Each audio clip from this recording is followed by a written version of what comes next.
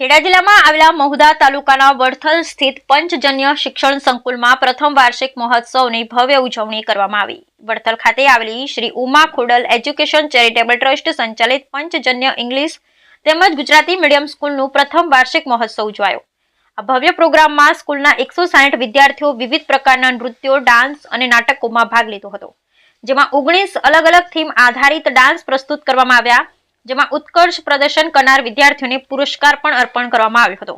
આ પ્રસંગે મુખ્ય મહેમાન તરીકે શાળાના પ્રમુખ શ્રી પિયુષભાઈ પટેલ તેમજ શાળા ટ્રસ્ટી મધુભાઈ પટેલ રહ્યા હતા, તેમજ શાળાનો સમગ્ર ટ્રસ્ટીગણ, શિક્ષકગણ તેમજ વાલીઓ ઉપસ્થિત રહ્યા। આ સમગ્ર કાર્યક્રમનું સંચાલન શાળાના આચાર્ય ફરહાન અલી ખોખર તેમજ ઇન્ચાર્જ આચાર્ય નૈનેશ પટેલના માર્ગદર્શન હેઠળ શાળાની શિક્ષિકાઓ આયુષીબેન તેમજ ભાવનાબેન દ્વારા કરવામાં આવ્યું। બ્યુરો રિપોર્ટ વિજયસિંહ સોઢા પર માર્કેડા કટલા।